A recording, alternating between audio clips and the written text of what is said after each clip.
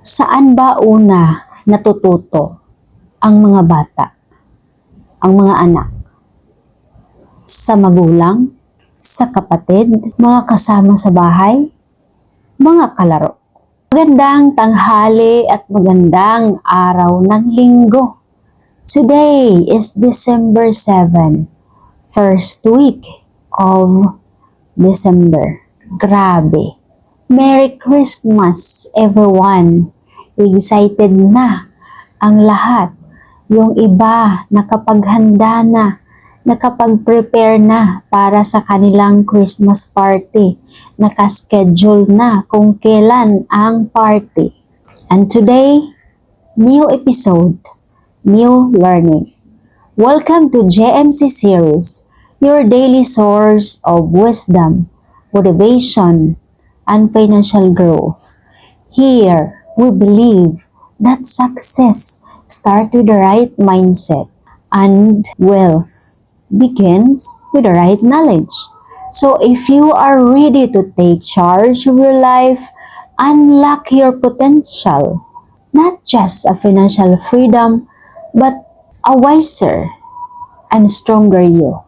So hit that subscribe button and turn on the notification bell for more upcoming new episodes. And of course, join our growing community of dreamers and doers. And this is episode 17. Mga sugat at aral na galing sa pamilya. Ikaw, ano ba yung mga naranasan mo sa pamilya mo? Ano yung storya ng buhay mo kasama ang iyong pamilya? Malaya kang i-share dito sa comment section para may matutunan ang ibang tao sa inyo. Pamilya ang unang paaralan ng buhay. Dito natin una matutunan ng pag-ibig, pagmamahal, respeto, at pag-unawa. Ngunit dito rin matutunan o magsimula ang mga sugat na minsan ay dala, bit-bit hanggang sa pagtanda. Ang paraan ng pagpapalaki ng mga magulang at ang emosyonal na koneksyon sa loob ng tahanan ay may malaking epekto sa paghubog ng pagkatao natin or ng mga kabataan. Maraming hindi nakikita o napapansin, ngunit ang mga maliliit na mga bagay ay unti-unting bumabalangkas sa ating pananaw, ugali, at pakikitungo sa ibang tao na minsan o kadalasan mapapansin mo sa mga kabataan na magugulat ka na lang, masashock ka na lang, o mapapaisip ka na lang na bakit itong bata na to ay biglang nanuntok, biglang naninigaw, biglang nang-agaw ng mga gamit ng kalaro or ibang bata. Sa likod ng mga karakter ng isang bata na yan ay mayroong magulang na pabaya, nag-tolerate o kaya absent sila. Absent sa pag-guide dahil yung iba busy sa social media, scroll up and down, yung iba naghahanap buhay, diba? O baka yung iba, wala na. Wala na sila sa mundo. Kaya, bawat ugali ng mga bata, kabataan, na nakikita natin na medyo hindi maganda, merong mga storya yan sa likod ng kanilang kwento. Kaya minsan, ang hirap mag-judge dahil hindi alam kung ano talaga yung totoong kwento ng buhay nila. So, Narito ang 10 epekto at posibleng solusyon. Una, sobrang proteksyon dahil mahina ang tiwala sa sarili. So, may mga magulang talaga na grabe makaprotect sa kanilang mga anak dahil hindi sila nagkaroon ng tiwala sa sarili. Mismo, disiplina nila, paraan nila, hindi sila naniniwala. Kaya grabe ang pagprotect. Na akala nila yung pagproteksyon ay nakakabuti. Ngunit, pag sobra na pala ang isang proteksyon, ay nakakasira pala. Diba? So, anong solusyon na maaring gawin? Bigyan ng kalayaan ang anak na magdesisyon, maliit man na bagay o malaki. Hayaan silang magkamali at matuto mula sa kanilang pagkakamali upang magkaroon ng kumpiyansa o confidence sa sarili. So, nakita mo na ang pagkakaroon ng confidence ng isang bata ay nanggagaling sa magulang. Dahil hindi masyado hinigpitan. Dahil ang anak, kapag nakaranas ng masyadong proteksyon o paghihigpit, parang iniisip ng isang anak na wala na siyang ginagawa na mabuti. Wala na siyang ginagawa na nakaka-proud. Kaya maraming kabataan ang nahihiya dahil wala silang confident. Dahil mismo ang mga tao sa tahanan, sila yung unang sumira ng confident ng isang bata. Hindi nakakatulong ang sobrang paghigpit o proteksyon. Walang problema at walang masama sa pagproteksyon. Ngunit kung sobra-sobra na, hindi na nakakatulong dahil nakakawala na ng kumpiyansa sa sarili. Pangalawa, sobrang istrikto sa pagpapalaki. Kaya natututong magsinungaling. Napansin mo na kapag istrikto ang pamilya, magulang, dalawa lang ang mapupuntahan o dalawang klase ang mangyayari. Either ang isang bata ay magsisinungaling at gagawa ng masama. So, gumawa ng masama at nagsinungaling sa kanyang mga magulang. Diba?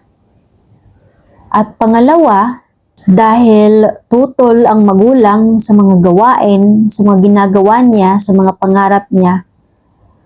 Kaya dahil alam niya na hindi siya papayagan na gawin ang isang bagay na para sa ikakabuti niya, dahil may tiwala siya sa sarili, ngunit itong magulang ayaw payagan, sobrang strikto. Kaya napipilitan o mas pinili ng isang bata na magsinungaling. Example na lang. Ako noon, nung kabataan ko, hindi ako pinapaalis ng aking mama. So gusto niya, nasa bahay lang ako. Eh syempre ako, gusto ko yung may gagawin. Kaya kapag natulog na ang aking mama, natulog na si mama, umalis, pumunta sa farm, nag-harvest na something na makakain mamayang gabi. So, ayun yung paraan ko ng pagsinungaling. Lalong-lalo na kapag alam ko na makakabuti sa akin. So, gaya na lang ng pagpunta sa farm na mag-isa, na hindi nagpapaalam. Kasi, alam ko na hindi ako papayagan. Kaya ang ginawa ko, aalis kapag nakatulog siya. O kaya, pag aalis siya, gagawin niya, "Uy, di na, huwag kang umalis ha. Huwag kang umalis." So ngayon, ako naman, ang gagawin ko, pag nakaalis na siya, lalong-lalo na kapag pumunta siya sa kabilang baryo, barangay, ang gagawin ko, kapag nakaalis na siya, agad nagmamadali ako i-collect lahat ng mga labahin at lalabhan ko. So ayun, pag uwi niya, wala nang labahan. So ganun ako. Kaya sa mga hinihigpitan ng mga kabataan, depende na lang talaga kung ano yung pipiliin nila. Kung paano yung paraan ng kanilang pagsisinungaling. So either yung isa nagsisinungaling na gumawa ng masama at yung isa nagsisinungaling na gawin kung ano yung nakakabuti. 'Di ba? So hindi mo talaga maintindihan ang psychology, no? Lilituhin ka talaga na bakit nangyayari 'yon. Paano ang solusyon nga dito? Ang solusyon ay pwedeng magkaroon ng bukas na communication between sa iyong anak. Turuan ng anak na katotohanan ay mas pinahahalagahan kaysa perfect image. Yung perfect image ay pwede kang maging faking tao, magsinungaling. So, kahit wala, sasabihin mo na meron. Sa akin, yung perfect na image dito ay ang magpakatotoo ka. Hindi mo kailangan magsinungaling o maging peking tao para magustuhan ka ng ibang tao. So ayun, ang pinaka-the best na perfect image na gusto mo mangyari sa'yo ay magsabi ng totoo. Wala kang inaagrabyado ng ibang tao. So ayun yung pinaka-the best na perfect image talaga ng isang tao. Ang disiplina ay dapat malinaw, may kasamang paliwanag, at hindi pananakot. Minsan hindi mo talaga maintindihan na may mga bata, may mga anak na dinidisiplina mo dahil ayaw mo mapunta doon sa bagay na makakapahamak sa kanya, pero doon pa rin siya pumunta. May mga bata talaga na tinuturuan mo pero opposite yung pinili nila. Dahil yun ang gusto nila dito. Pero ikaw, gusto mo dito sila. Kaya nagkakaroon talaga ng conflict. Kailangan talaga ipaliwanag. So, mas mainam na ang bata, mula pagkabata, nabababad sila dapat sa disiplina at pagpapaintindi. Kasi kapag malaki na yung edad, bago mo disiplinahin at paintindi, parang mahirap na talaga. Compare doon sa mas bata pa, like 3 years old, 4 years old, mas madali sila mapasunod. Compare sa mga medyo teenager na. Kasi iba na yung level nila eh. Na kahit mali, pero sa tingin nila, tama sila. Kaya nagkakaroon talaga ng conflict ang anak at magulang. Lalong-lalo na kapag hindi nadisiplina ng maaga. Pangatlo, mga anak na madalas minamaliit. Pero sila pa yung malikhain. Yung minsan may magulang talaga na hindi nila nakikita yung effort, yung ginagawa ng kanilang mga anak. Kumbaga, hindi sila aware. May mga bata na hindi nila maintindihan kung bakit ganun ang kanilang parents, ang kanilang mga magulang.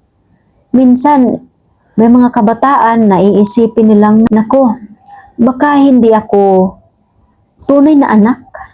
Baka hindi ako love ng mama ko, papa ko, kasi maganda naman itong ginawa ko. Pero bakit hindi nila na-appreciate? Hindi nila nakikita. Lagi nilang nakikita ay mali. 'Di ba? So may mga senaryo talaga na nangyayari sa tahanan na ganyan. kapag ang magulang ay kulang sa awareness. Nangyayari man ito. Anong solusyon na pwedeng gawin? Kilalanin ang kanilang mga ginagawa. Kaya pag magulang ka talaga, dapat learner ka. Learner ka kapag isa kang parents. So, kilalanin at suportahan ang idea ng mga anak. Minsan, mas matalino pa ang mga anak kaysa mga magulang. Napansin niyo ba, mga magulang? Totoo ba na minsan naisip niyo or na-realize ninyo na matalino pa yung mga anak ninyo kaysa sa inyo? Diba? Relate ba kayo?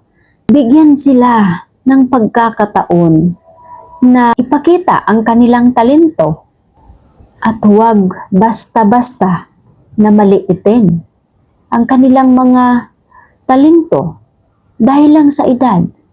Kasi may mga magulang talaga na yung feeling nila dahil matanda sila, magulang sila, entitled talaga sila na dapat sila yung masusunod. So, yung anak parang wala nang karapatan na gawin o sundin yung kanyang idea. 'Di ba? Minsan yung mga anak dahil pinipigilan, hindi nagkaroon ng opportunity na gawin yung kanilang mga talent, ay tumanda nang walang nagawa sa buhay. Tumanda nang walang na-achieve dahil sa sobrang higpit at pangmamaliit ng kanyang magulang. Kaya malaking epekto talaga ang magulang, malaking ambag sa isang anak. Kaya paulit-ulit ko na sinasabi na ang magulang ay coach, teacher, lawyer, leader. Maraming roles ang mga magulang sa tahanan. Hindi lang basta-basta parents, dahil ikaw yung leader sa tahanan ninyo once na isa kang parents. Huwag maliitin ang anak.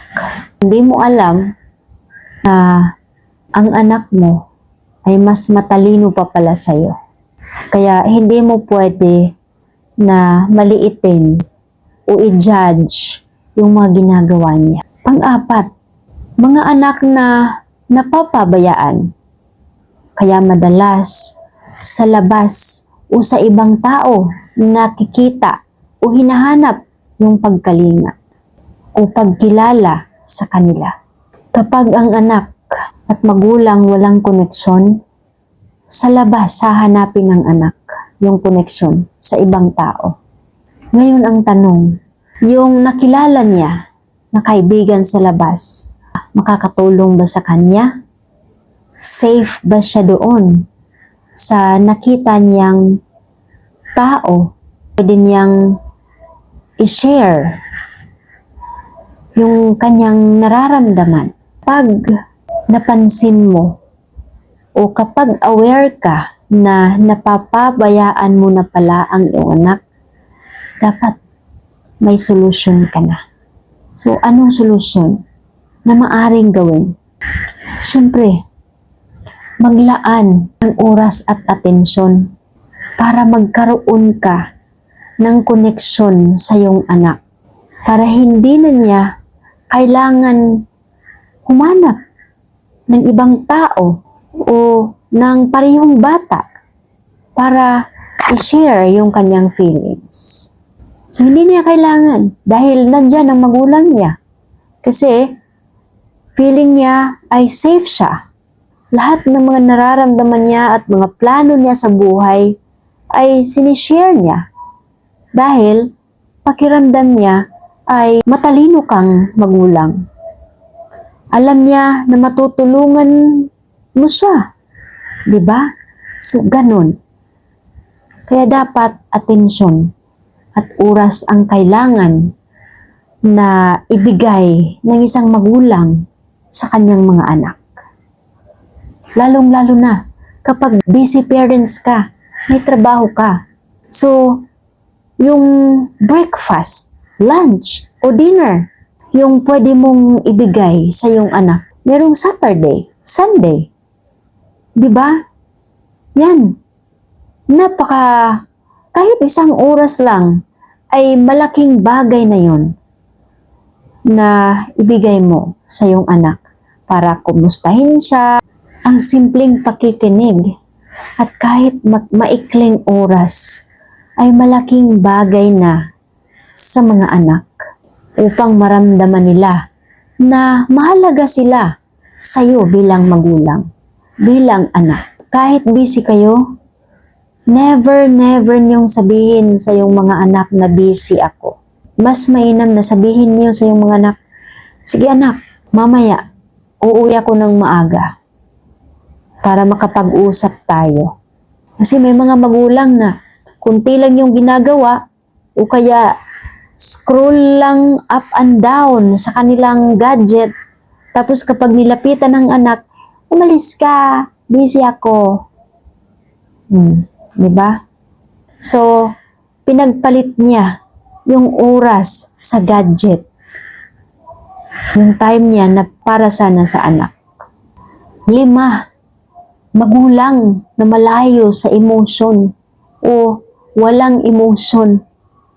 Kumbaga, ito yung magulang na hindi nagpapakita ng emotion sa kanilang mga anak. Tapos itong anak naman ay sobrang emotional. Kaya nagkakaroon ng conflict. Nagkakaroon sila ng hard times. Itong magulang, sasabihin ni gara naman ning akong anak. Tala naman siguro ning akong anak na unsa naman ni. UA kaayo. 'Di ba? May ganun talaga. Tapos, itong anak naman dahil sobrang emotional, iisipin niya na hindi siya love, pinapabayaan. 'Di ba? So, ganun talaga conflict kapag parents ka na. So, paano ang solusyon dito na pwedeng gawin?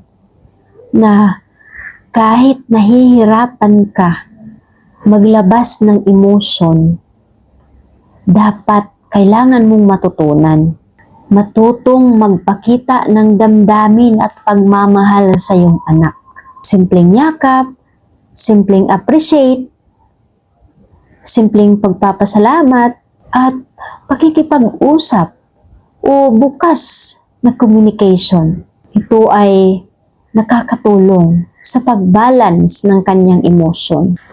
Kahit gaano ka kabisi o kahit gaano ka kagalit, kailangan mong maging dramatic o artista para lang maipakita mo sa iyong anak na meron kang pagmamahal, meron kang care sa kanya.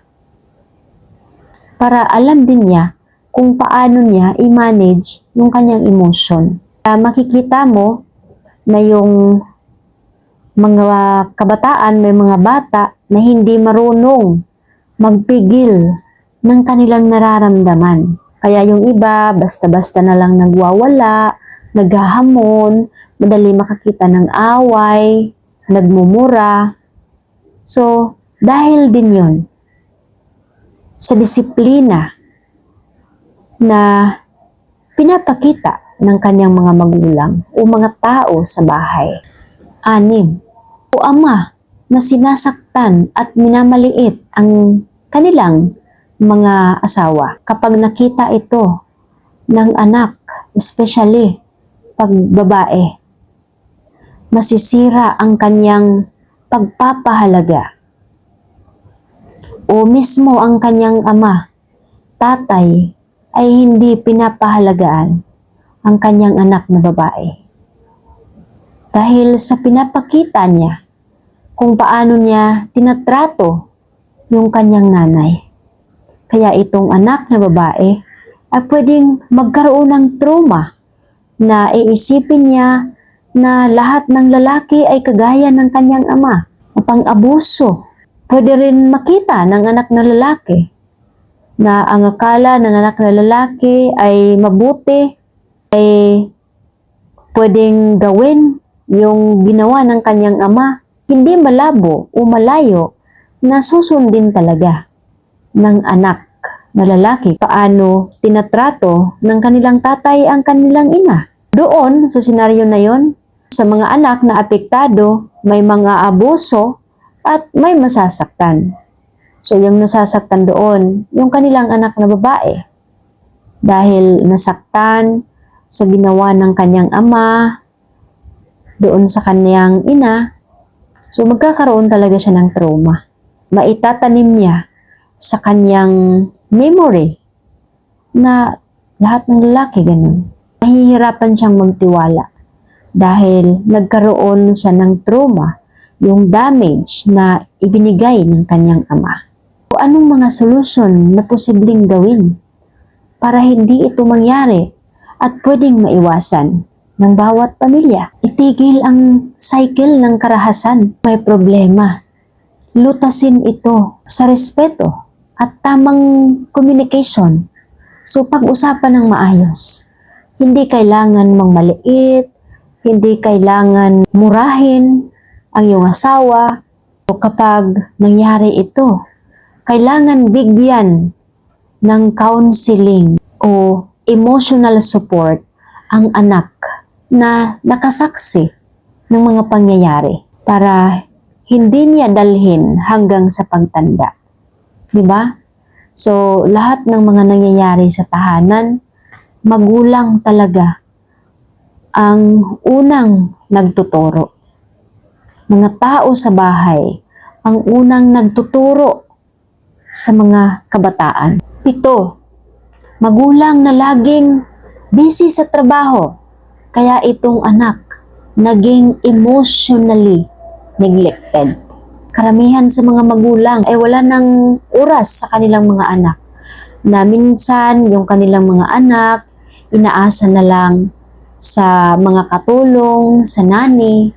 So paano na yung nani ay walang tamang kaalaman. Minsan yung mga anak na laging naiiwan sa nani o katulong, minsan ay late yung kanilang improvement sa buhay. Walang malinaw na disiplina sa isang tahanan kasi iasa lang sa katulong. Yun nga, paano na ang katulong pag walang sapat na kaalaman? So ano yung may tuturo niya sa bata? Siyempre wala. Kung merong may tuturo sa bata, pwedeng mga bagay na hindi nakakabuti sa bata. Alala niyo yung interview ng anak ni Kim Atienza. Grabe kung paano tinatrato ng kanilang katulong yung bata. Diba? Ang sakit. Kaya yung mga anak ninyo, hindi talaga pwede iasa sa mga katulong. Kumuha kayo ng katulong, dapat yung maaasahan. Well-educated. Huwag basta-basta kumuha. Dapat yung maaasahan sa tahanan na magkakaroon ng na makakapagturo ng kabutihan sa iyong mga anak. At syempre, kahit well-educated, yung mga katulong or mga nani, huwag nyo rin iasa. Kasi mas importante na kayo mismo yung manguna na magdisiplina sa iyong mga anak. Magkaroon ng time para magkaroon ng connection kasama ang iyong anak. So anong gagawin kapag isa kang magulang na laging abala sa trabaho? Ano yung pwedeng maging solution? Magtakda ng family time. Kahit maikling oras sa hapunan, kahit simpleng hapunan o kwentuhan sa gabi. Ang presensya o presence ng isang parents ay mas mahalaga kaysa mga material na bagay, kaysa mga laruan o mga gadget na yan. Time ang pinakamahalaga talaga na pwede mong ibigay sa iyong anak. Kasi kapag nagkaroon ka ng time marami kang maituturo sa iyong anak. Pangwalo, pagpuri kahit mali ang ginagawa. Kaya ang anak, hindi sumubok ng tama. Minsan, umaabot pa ito sa makabuluhang panganib. Dahil laging pinupuri kahit mali. So, itong anak naman, iniisip niya na tama pala siya. Diba? May magulang talaga na ganyan, na hindi aware sa ginagawa ng kanyang anak na sa ibang tao, napakamali. Pero dito naman sa magulang, ay tama. Lalong-lalo na kapag sobrang mahal niya yung kanang anak. Kaya kahit na mali, sinusuportahan niya, nagiging proud pa. Dahil sobrang blind, sobrang nabulag sa pagmamahal sa kanyang anak. At hindi niya namamalayan na siya na mismo ang nagtulak sa kanyang anak sa kapahamakan. So kapag nangyari ito, ano ang posibleng solusyon? Dapat ituro sa bata ang tamang paraan ng pagpuri. Kilalanin ang effort at creativity. Turuan din ng tamang direksyon. Ang positibong feedback ay dapat balance, tapat ng paggabay. Ano yung rules mo?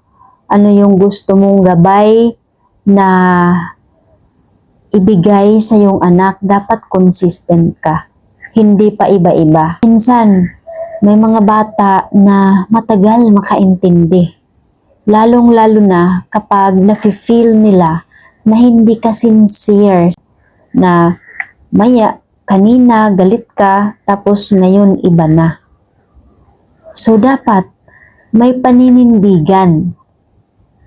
Mayroong strong o klaro na disiplina. Panindigan. Para alam ng anak mo o ng mga bata kung saan yung limitation nila, na para hindi sila sumobra o magkulang. Kasi alam nila na klaro yung disiplina mo, klaro yung gusto mo na gawin nila. Pangsyam, paghahambing ng magkakapatid, kaya nagkakaroon ng galit at tampuhan sa isa't isa. Magulang talaga na mahilig mag-compare ng mga anak versus anak. O minsan, anak versus pinsan, or anak versus ibang tao. Diba? May magulang talaga na ganyan. Na sasabihin sa anak ko, mabuti pa si Bunso, mabuti pa ito, nakakabata, o mabuti pa si kuya niya or si ate niya. So, syempre, anong mafe-feel ng anak kapag kino-compare siya sa mga kapatid, kapag kino-compare siya sa mga pinsan? So, hindi niya alam bilang magulang, siya pala yung may kakulangan kung bakit iyon nangyayari sa kanyang anak. Kung ganun, ano yung pwedeng solusyon? Kilalanin ang uniqueness ng bawat anak. Iwasan ang comparison. Ikayatin ang bawat isa na tanggapin at suportahan kakayahan ng kanilang kapatid. So ayun dapat ang mga magulang na tamang gawin, na hindi kailangan turuan na magkaroon ng comparison sa pamilya. Kasi in the first place, magkaiba ang kanilang kakayahan dahil may mas matanda, mas bunso, mas bata.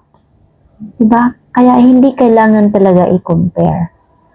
Kaya alam mo na kung ano man ang nangyari sa pamilya niyo, sa mga anak mo, magulang na magulang talaga ang babalikan. Kaya mag-ingat sa mga tahanan ninyo kung sino-sino ang pwede lang ninyo papasukin. So, kailangan ninyo piliin kung sino dapat ang papapasukin nyo o invited sa tahanan nyo. Mas importante ang safety ng iyong mga anak. Pang-sampu, ito, sobrang ganda. Kung sino daw ang pinalaking may malasakit, taas ang emotional intelligence. Sino raw yung inaalagaan ng maayos ng kanilang mga magulang, mas sila yung mga matatalino na mga anak. Kayo mga kabataan na nakikinig ngayon, huwag kayong basta-basta magkaroon ng anak o mag-asawa agad kung hindi pa sapat yung inyong understanding kung paano magdisiplina ng anak. Huwag niyong sundin yung nararamdaman niyo. Dapat isipin niyo yung magiging kapakanan ng magiging anak ninyo. Kasi hindi biro, malaki, napakalaking responsibility kapag magkaroon ka ng anak. Kapag nangyari ito na sobra-sobra yung pagpapalaki mo, sobrang perfect, kaya itong anak mo naging matalino, sobrang matalino, pero kahit ganun ang nangyari, meron pa rin posibleng solusyon na para hindi na sobra-sobra. Kasi kapag sobra, nakakasama. So ano yung pwedeng solusyon kapag pinakamatalino na kayo sa isang tahanan? Dahil sa sobrang perfect ng guidance ng parents. So ano? Ipagpapatuloy ang ganitong pagpapalaki. Turuan ng mga anak ng empathy, kindness, at makikipag-kapwa-tao para handa sila na makipaghalubilo at magbigay ng positibong ambag sa lipunan. So, di ba? Kung sino yung mga perfect parenting, nagiging matalino ang mga anak at nagkakaroon sila ng ambag sa lipunan. Diba? Kapag gumawa tayo ng mabuti, kabutihan, malaking ambag na yun sa mga tao na nakapalibot sa atin. Ang psychology o psikolohiya ng pamilya ay hindi lamang teory. Ito ay buhay, karanasan na hinuhubog araw-araw.